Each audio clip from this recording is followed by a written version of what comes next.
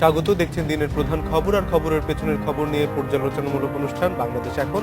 আপনাদের সঙ্গে আছি আমি অনিমেষ কর। আলোচনার জন্য স্টুডিওতে আছেন দ্য ইন্ডিপেন্ডেন্টের স্পোর্টস এডিটর মঞ্জুরুল হক এবং দৈনিক ইত্তেফাকের ব্যবস্থাপনা সম্পাদক আশিস সৈকত। আপনাদের দুজনকে স্বাগত জানাচ্ছি আমাদের স্টুডিওতে। আমরা আলোচনায় যাওয়ার আগে দেখে নেব দিনের মূল খবরগুলো। শুরুতেই দেখে নেব গতকালের প্রধান খবরগুলো এক নজরে। ঢাকার 2 সিটি কর্পোরেশনে মেয়র পদে প্রতিদ্বন্দ্বিতায় হেভিওয়েট নেতাদের প্রায় সবাই থাকছেন। ঢাকা উত্তরে 21 ও দক্ষিণ সিটিতে 26 জন মেয়র প্রার্থী মনোনয়ন জমা দিয়েছেন।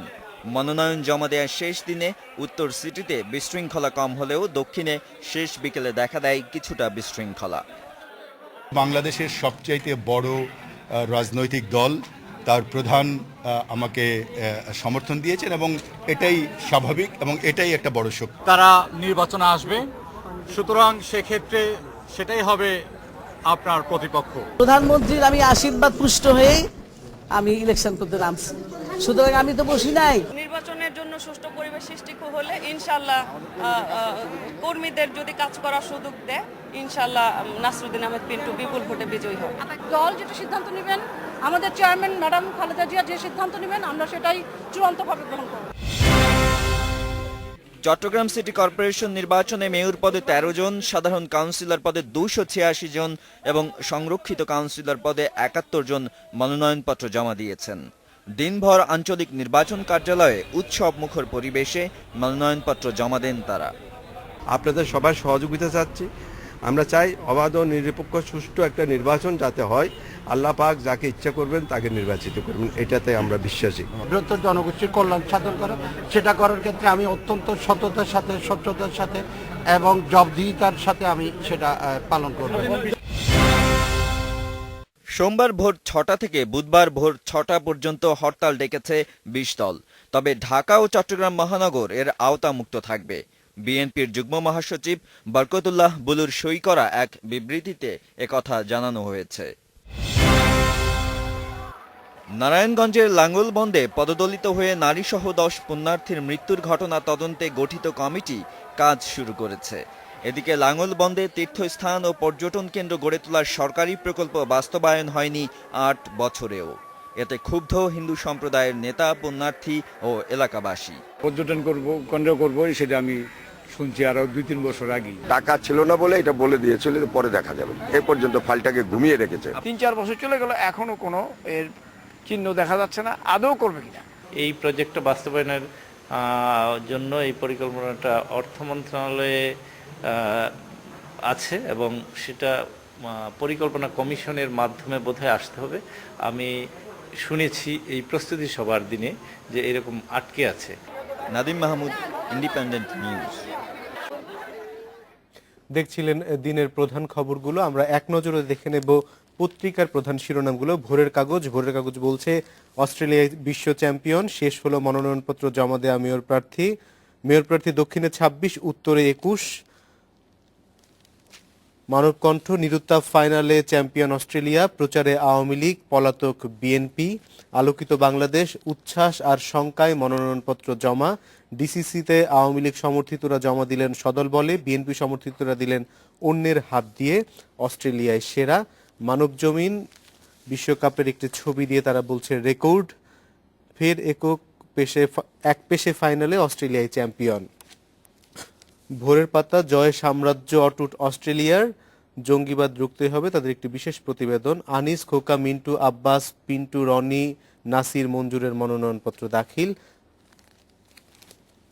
আমাদের সময়, 2 দলের অগ্নি পরীক্ষা, সিটি কর্পোরেশন নির্বাচন নিয়ে তাদের বিশেষ রিপোর্ট। ফাইনালে পুরস্কার দিলেন শ্রীনিবাসন, মঞ্চে নেই কামাল। দি ইন্ডিপেন্ডেন্ট বলছে Aussies regain world cup, Kamal kept away from presentation ceremony. আমরা দিনের মূল খবরগুলি দেখছিলাম মঞ্জু ভাই এবং আশিস দা। প্রথমে সিটি কর্পোরেশন নির্বাচন নিয়ে একটু কথা বলে, গতকাল ছিল সিটি কর্পোরেশন নির্বাচনের মনোনয়নপত্র জমা এবং উত্তোলনের শেষ দিন এবং জমা দেওয়ার শেষ দিন, এবং আমরা দেখতে পেয়েছি যে ঢাকা এবং চট্টগ্রাম 2 দল মিলে ঢাকাতে মোট 47 জন উত্তর দক্ষিণ মেয়র প্রার্থী এবং কাউন্সিলর প্রায় 500-রও বেশি। চট্টগ্রামে 13 জন মেয়র প্রার্থী এবং 2 দলের অংশগ্রহণ, 2 দল মানে আওয়ামী লীগ, বিএনপি প্রধান 2টি দল সহ আমরা আরো বিভিন্ন দলই দেখতে পাচ্ছি। এই সিটি কর্পোরেশন নির্বাচনকে ঘিরে রাজনৈতিক অঙ্গনে একটি পরিবর্তনের ইঙ্গিত আমরা দেখতে পাচ্ছি। এই সিটি কর্পোরেশন নির্বাচনে আপনি কি রকম ভাবছেন? না, আসলে মানে যেমনটি মনে করা হয়েছিল যে প্রথম যে প্রার্থী সংখ্যা হয়তো অত হবে না, কারণ রাজনৈতিক একটা অনিশ্চিত পরিস্থিতির মধ্যে ছিল, হরতাল অবরোধের মধ্যে চলছে গত 2.5 মাস দেশ।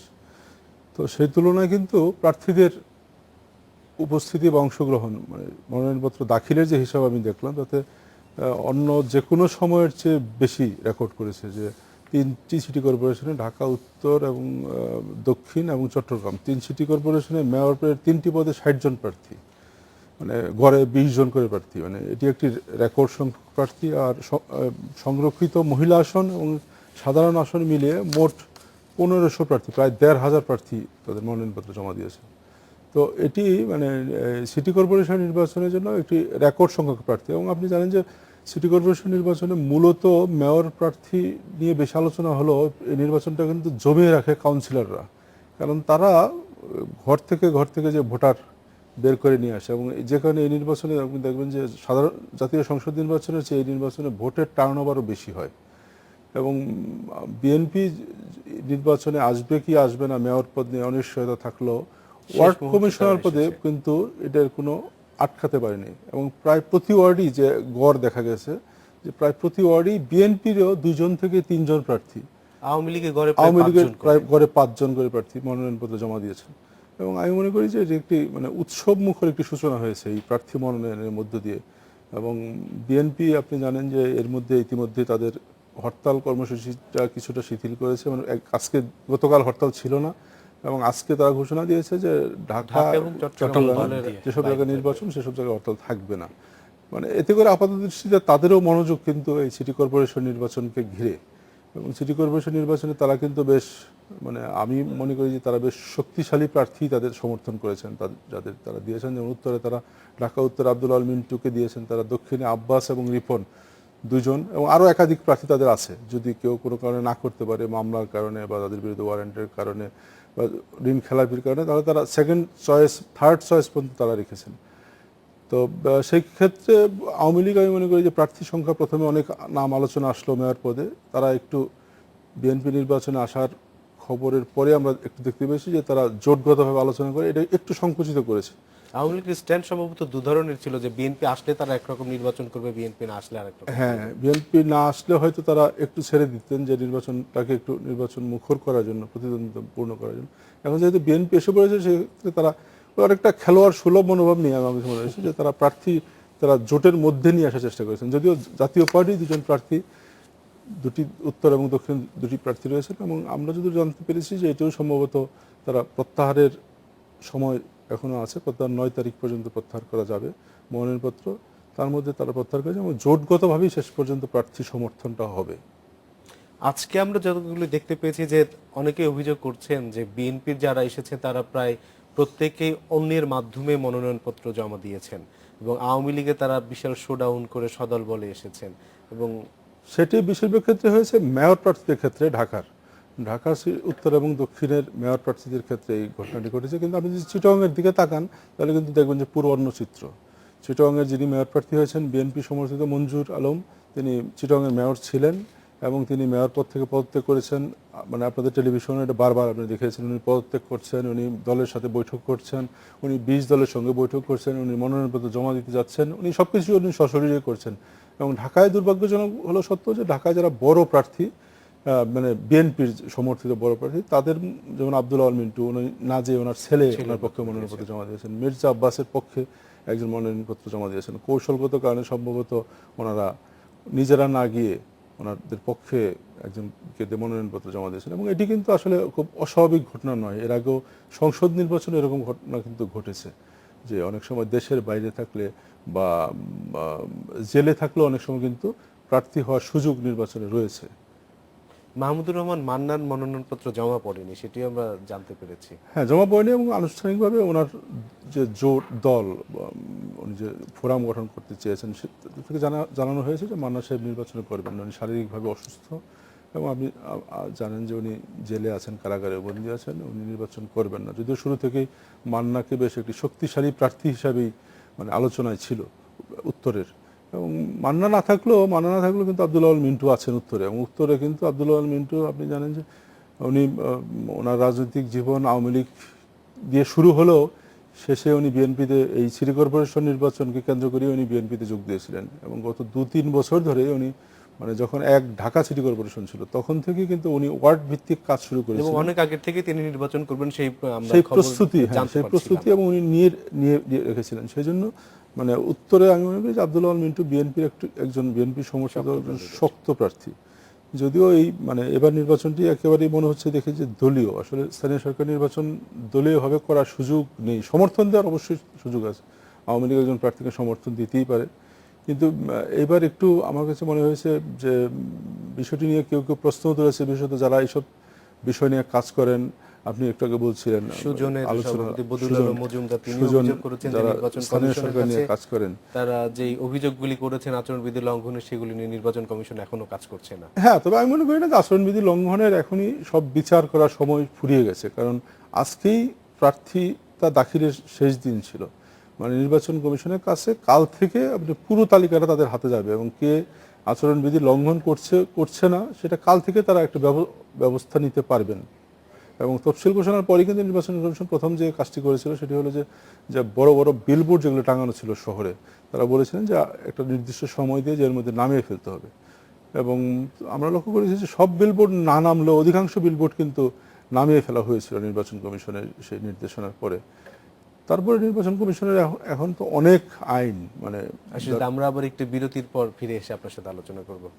যাচ্ছি ছোট্ট একটি বিরতিতে, ফিরছে কিছুক্ষণ পর।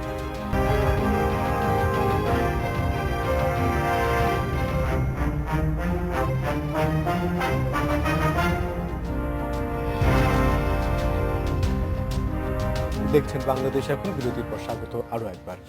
মঞ্জু ভাই, আপনার সঙ্গে এই আমরা খেলা নিয়ে অনেক আলোচনা করব, বিশ্বকাপ নিয়ে, তবে তার আগে একটু রাজনীতির মাঠে যেতে চাই আমরা। সিটি কর্পোরেশন নির্বাচনে কিন্তু ঢাকা এবং চট্টগ্রাম দুই জায়গায় নানা ধরনের সমীকরণ শুরু হয়েছে। এই নির্বাচনকে নিয়ে আপনি কি ভাবছেন? আমি আসলে খেলাধুলা বিষয়ে রিপোর্ট করি বা খেলাধুলা নিয়ে থাকতে, তারপরও যেহেতু সিটি কর্পোরেশন নির্বাচন একজন নাগরিক হিসেবে নিশ্চয়ই সেটার দিকেও লক্ষ্য রাখতেছে। তবে সবচেয়ে আশার বিষয় হচ্ছে বিএনপি কিছুদিন আগেও হরতাল বা অবরোধের যে প্রোগ্রাম দিচ্ছিল, তারা বোধহয় সেই রাস্তা থেকে সরে এসে এখন নির্বাচনমুখী হয়েছে। এটা আমাদের দেশের জন্য একটা পজিটিভ সাইন আমি মনে করব। এবং সত্যিই সম্ভবত 9 তারিখ শেষ ডেট, মনোনয়নপত্র উইথড্রল করার পর দেখা যদি যায়, এটা যদিও বিএনপি আওয়ামী লীগ বলা হচ্ছে, আপনারাও বলতেছেন, এটা কিন্তু কোনো দলীয় ভিত্তিক নির্বাচন না, সমর্থন দিয়ে থাকে। একটু আগে আপনাদের এখানে হেডলাইনে দেখতেছেন